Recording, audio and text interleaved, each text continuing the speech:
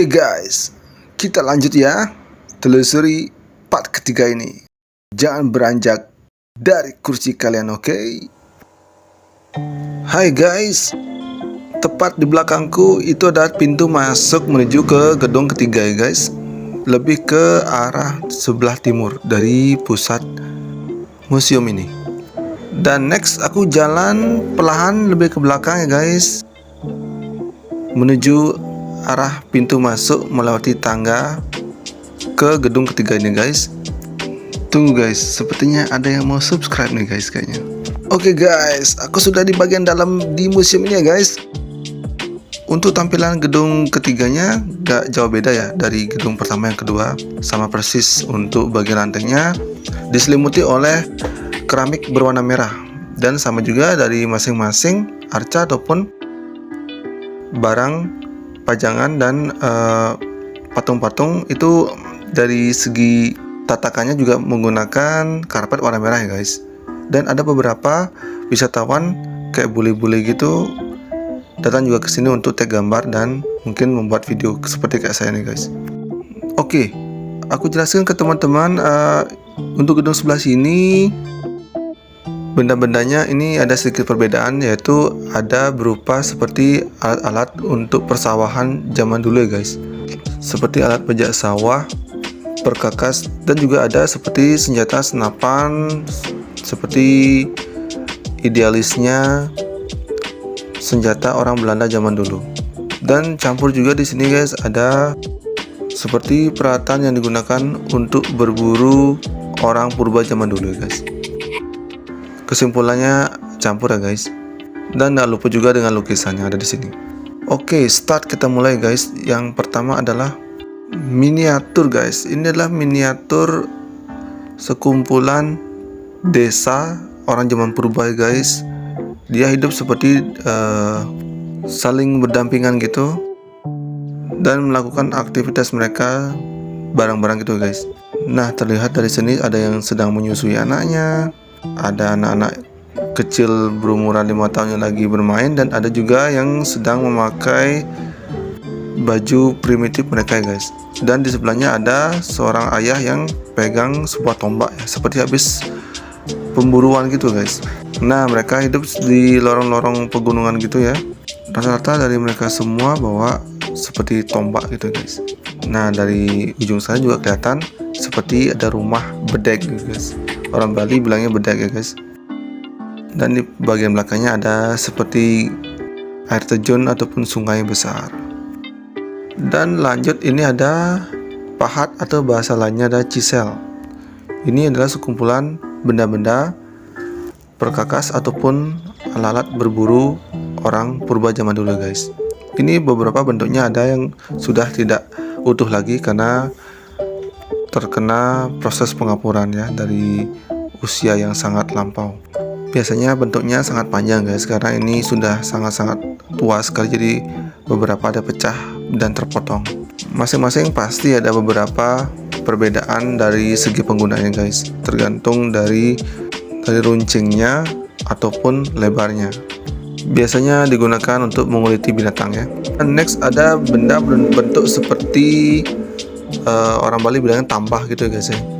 Dari segi bahannya seperti dari kayu dan anyaman rotan, dan juga menggunakan batu. Ini biasanya digunakan pada orang purba untuk bercocok tanam ya guys, seperti deskripsi di bawahnya. Dan next di sebelahnya ini ada seperti guci ya guys, kayak tempat gitu untuk nampung air ya. Kalau dibaca deskripsinya adalah nekara perunggu, adalah alat yang digunakan untuk gendarang perang. Nah, seperti inilah guys, benda yang digunakan untuk pengisi suara saat peperangan terjadi di zaman lampau guys. Nah guys, ini deh guys, benda yang sangat-sangat fenomenal guys, karena dari segi bentuknya nih secara tidak langsung pernah aku pribadi pelajari di pelajaran sejarah saat SMP ya guys. Dan sekarang real aku lihat secara langsung di sini. Dan di sebelahnya ada sebuah lukisan besar ya guys, yang menceritakan seperti apakah sejarahnya peti ini guys. Dan inilah tampilannya dari segi sebelah kiri dan sebelah kanannya guys ya. Nampak jelas ada lubang-lubang kecil terbentuk ya dari sisi sampingnya. Ini menandakan umurnya di atas 1000 tahun ya guys. Dari segi deskripsinya, namanya adalah sarkofagus ya guys, yaitu adalah peti mati manusia purba yang terbuat dari bahan batu ya. Dan next ada batu lagi nih guys. Batunya makin terjal aja kelihatannya nih. Ada 4 buah. Deskripsinya kita baca ya, yaitu replika kapak genggam atau handle axe. Yaitu ini adalah kapak tanpa tangkai ya guys. Jadi untuk mengoyak daging hasil buruan dengan menggunakan ini guys ya. Dari deskripsi sebelahnya juga sama nih, berupa kapak gitu guys, kapak tanpa genggaman. Dan next di sebelahnya ada batu-batuan lagi nih guys. Dari segi bentuknya lebih runcing lagi dan lebih pipih ya. Di pojok kiri bagian bawah itu ada nomor seri ya guys. Itu menunjukkan bahwa benda-benda penemuan ini sungguh-sungguh asli ya guys, tanpa adanya rekayasa sama sekali. Kalau dibaca nomornya nih ada 3826. Syukurnya nih bukan 212 ya guys, kayak Wiro Sableng itu. Dari segi fungsinya sama ya guys, untuk alat untuk menguliti binatang hasil buruan, seperti yang tertera di deskripsi di bawahnya ini. Mungkin dari segi fungsinya mungkin sedikit berbeda guys, tergantung dari hasil buruannya. Dan sebelahnya lagi ini ada batu-batuan yang lebih panjang dan lonjong ya guys. Dan beberapa ada seperti kain yang dibaluti dalamnya. Kalau kita baca dari deskripsinya, ini adalah beliung persegi, yaitu alat yang digunakan untuk memotong ya guys. Mungkin ini adalah sebuah gunting orang purba zaman dahulu ya guys. Kalau kita sekarang pakai besi, dia pasti pakai batu. Dan next ini ada seperti kain poleng itu guys, ciri khas orang Bali. Dari kelihatannya ini seperti mesin tenun zaman dulu guys, zaman orang sangat-sangat lampau terdahulu guys ya. Kalau di era tahun 50-an pun sudah lebih canggih, tapi ini jauh lebih tradisional lagi ya guys ya. Dari deskripsinya kita baca nih, namanya ada cagak. Dan untuk lebih jelasnya, kalau kalian lebih penasaran lagi, bisa mampir ke sana untuk baca deskripsi secara lengkap ya guys. Dan next adalah alat persenjataan ya guys, panjang sekali ya guys ya. Ini adalah sebuah senapan, tapi masih berbahan kayu ya guys ya. Dari bentuknya sangat sangar ini guys. Ternyata sebagian sudah dari berbahan besi juga. Entah kenapa harus berbentuk panjang seperti ini guys ya, seperti tongkat. Dan ini juga senapan juga ya guys, mungkin powernya lebih tinggi lagi ini. Lebih bisa dari segi jarak jauhnya meluncurnya guys. Dari deskripsinya adalah bedil.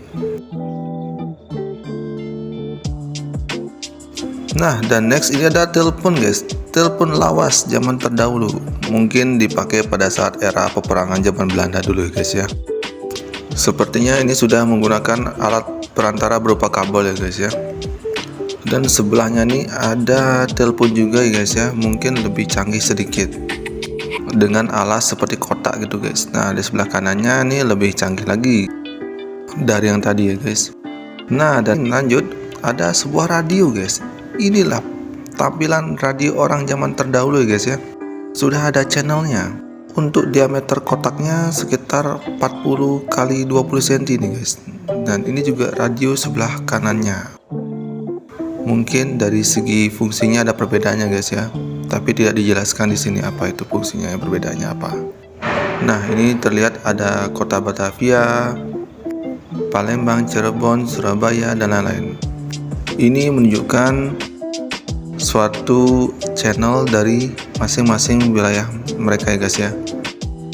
Dan next lagi ada lukisan lagi guys, lukisan hasil seni orang zaman terdahulu ya guys ya, melambangkan suatu pewayangan gitu. Dan next ada lagi ini sebuah bambu runcing dari deskripsinya. Dan inilah penampakan bambu runcing zaman terdahulu ya. Dan ada juga samurai guys. ibaratnya seperti orang Jepang ya guys ya, atau mungkin ini peninggalan penjajah Jepang zaman terdahulu. Bentuknya panjang dan lurus ya guys. Biasanya samurai itu ikonik dengan sebuah pedang yang sangat tajam, melebihi pedang biasa ya guys. Dan inilah senjata pahlawan terdahulu ya guys ya, bambu runcing yang di ujungnya diisikan belati ya. Dan ada lagi nih guys, patung. Dari deskripsinya adalah patung menir Nyonya Belanda. Nah, seperti ini tampilannya guys ya, seperti orang lagi melingkuk gitu guys ya. Dan next ini adalah ada sebuah teropong guys ya, teropong zaman terdahulu, yaitu berbahankan perunggu. Mungkin ini lumayan berat ya guys ya. Dan juga ada pistol yang ukurannya lumayan kecil, dan juga dilengkapi oleh tempat minuman mereka ya. Mungkin hanya orang-orang kaya terdahulu aja yang bisa memilikinya guys ya, karena bahannya nih dinilai sangat mahal ya, dari kuning-kuningan gitu ya guys ya. Dan next yang ini guys, cukup unik, topi orang terdahulu. Mungkin ini dipakai oleh raja ya guys ya. Dan berikut ada lukisan Barong Landung, dan ini juga di sebelahnya ada pewayangan patung wayang yang disusun dari uang yang berlobang atau pis bolong. Dan ini juga ada beberapa pajangan berbagai jenis dan kriteria dari pis bolong itu ya. Oke guys, gimana setelah melihat beberapa benda, patung, dan alat-alat unik lainnya tadi? Cukup menarik bukan? Dan itu hanya beberapa aja guys ya. Di sebelah bagian depan dan belakang saya ini masih banyak yang belum saya review. Ikuti terus ya guys, oke? Kalau ditotalkan di sini jumlah bendanya hampir 250-an ya guys ya, dari ukuran terbesar hingga yang terkecil hingga yang berbentuk koin-koin tadi guys. Kalau menurut aku pribadi sih, semua benda-benda dan alat kesenian di sini cukup lengkap ya, karena tersaji dari kategori prasejarah, era sebelum Masehi, dan era di saat kerajaan masih berlangsung guys. Intinya benda-benda di sini ada benda-benda yang ada sebelum revolusi terjadi. Dan dari segi luas bangunan di sini sekitar 5 aro ya guys ya, lumayan luas karena ini terdiri dari 2 lantai. Tapi untuk benda-bendanya disajikan di lantai 2 saja ya guys ya. Di bawahnya mungkin ini dipakai untuk kantor ya guys ya. Oke, kita next ke benda berikutnya guys ya.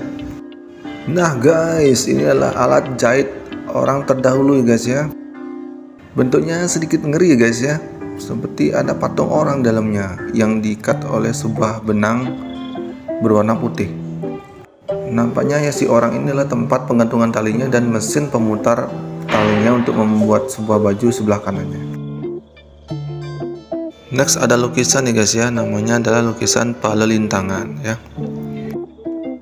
Dan di sebelahnya lagi ada perkakas, seperti ada arit. Dari deskripsinya ini adalah anggapan sebagai alat untuk memotong padi. Oh, ternyata ini adalah alat untuk bercocok tanam saat bersawah ya guys ya. Mungkin alat-alat seperti ini sudah ditinggalkan di saat kehidupan modern seperti sekarang ini guys ya, yang sudah menggunakan banyak mesin. Ini hingga menggunakan balok kelapa ya guys, yang namanya adalah janji. Dan di sebelahnya lagi ada berupa benang wol guys ya, beberapa kumpulan dari benang-benang yang mungkin saja digunakan untuk membuat sebuah pakaian ya guys ya. Ternyata orang terdahulu sudah ada yang namanya pewarna ya, yang bisa mewarnai benang hingga membuat baju yang beraneka ragam warnanya, oke?